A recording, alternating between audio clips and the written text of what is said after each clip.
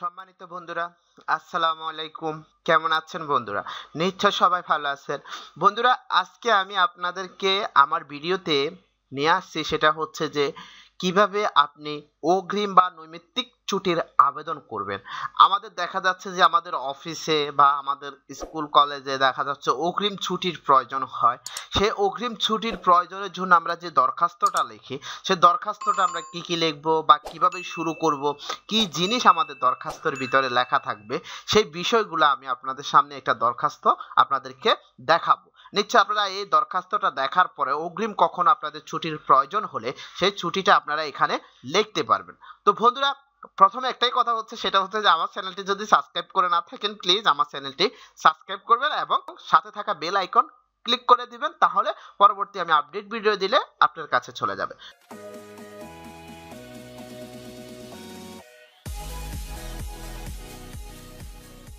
তো বন্ধুরা, তাহলে দেখি কিভাবে আমরা একটা অগ্রিম ছুটির জন্য বা নৈমিত্তিক ছুটির জন্য একটি দরখাস্ত লিখবো। প্রথমত আপনি যেটা লিখবেন, আমরা সাধারণত দরখাস্ত শুরুতে যেটা লিখি সেটা হচ্ছে যে বরাবর, বা আপনি চাইলে এখানে প্রথমে তারিখ লিখে দিবেন। যে তারিখে আপনি জমা দিচ্ছেন সেই তারিখটা এখানে সুন্দর করে লিখে দিবেন। তারিখটা লিখে দিবেন, তারপরে বরাবর একটা স্পেস দিয়ে বরাবর ব্যবস্থাপক ডাচ বাংলা ব্যাংক লিমিটেড, ব্যবস্থাপক বরাবর, মহাপরিচালক বরাবর বা আপনার স্কুলের শিক্ষক বরাবর, যেটাই হোক সেটা এখানে বরাবরটা লিখবেন। তারপরে যে সংস্থার আন্ডারে আপনি কোনো মন্ত্রণালয় হোক, স্কুল হোক, কলেজ হোক, সেটা এখানে লিখে দিবেন। আমি লিখে দিলাম ডাচ বাংলা ব্যাংক লিমিটেড, পূর্ব জিন্দাবাজার শাখা, সিলেট। এখানে আপনি আপনার যেখানে ওদের ঠিকানাটা আছে সেই ঠিকানাটা এখানে লিখবেন। তারপরে হচ্ছে যে আমাদের হচ্ছে বিষয় অগ্রিম বা নৈমিত্তিক ছুটির আবেদন, যে জিনিসের জন্য আমরা আবেদন করছি সেই আবেদনটা এখানে লিখে দিবেন। তারপরে এখানে আপনি একটা কথা উল্লেখ করতে পারেন, সেটা হচ্ছে যে মাধ্যম। মাধ্যমটা লেখা ভালো অ্যাপ্লিকেশনে, যথাযথ কর্তৃপক্ষ, যথাযথ কর্তৃপক্ষ। তারপরে আপনার জনাব, আমরা যেভাবে শুরু করি সেভাবে শুরু করবেন।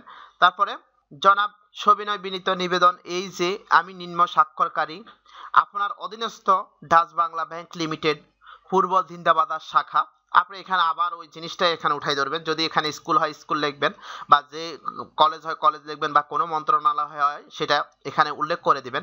তারপরে সিলেট এ সিনিয়র অফিসার হিসেবে কর্মরত আছি, যা আপনি যদি যে পদে আছেন সেই পোস্টটা এখানে উল্লেখ করে দিবেন কোন পোস্টে আছেন। তারপরে আগামী এত যে তারিখটা থেকে শুরু করবেন সে তারিখটা এখানে লিখবেন, যে এত তারিখে আমার ছোট বোনের শুভ বিবাহ।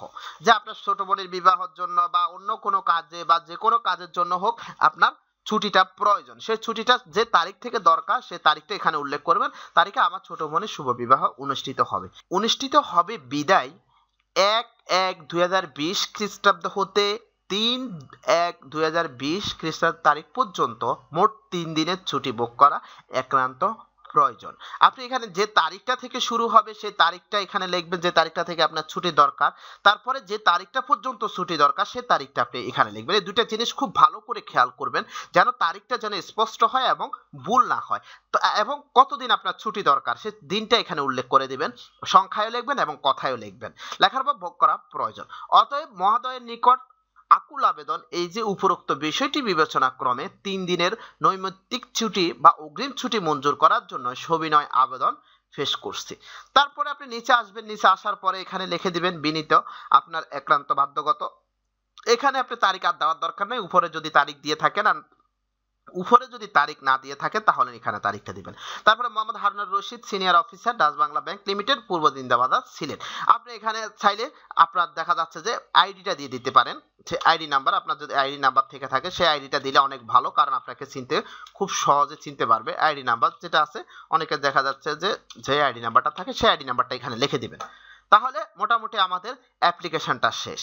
এই অ্যাপ্লিকেশনটা আপনি আমরা সাধারণত অগ্রিম ছুটি যদি প্রয়োজন হয় আমাদের অফিসিয়াল, আমরা তাহলে এভাবে একটি অগ্রিম ছুটির জন্য আবেদনপত্র আমরা লিখতে পারবো। তো বন্ধুরা, আশা করি আপনারা আমার এই ভিডিওটি দেখার পরে আপনাদের যদি অগ্রিম কখনো ছুটির প্রয়োজন হয় তাহলে আপনারা আশা করি নিজেরাই বসে একটা অ্যাপ্লিকেশন লিখতে পারবেন। তো বন্ধুরা, আমার ভিডিওটি যদি ভালো লেগে থাকে আমার ভিডিওতে একটা লাইক করবেন এবং আমার সাথে থাকবেন, চ্যানেলটি সাবস্ক্রাইব করবেন, আমাকে সহযোগিতা করবেন। বন্ধুরা, এই আশায় রাখি, আশা করি আবার দেখা হবে অন্য কোনো ভিডিওতে, আবার আপনাদের সাথে কথা বলবো। আজকে এই পর্যন্তই। আল্লাহ হাফেজ। আসসালামু আলাইকুম।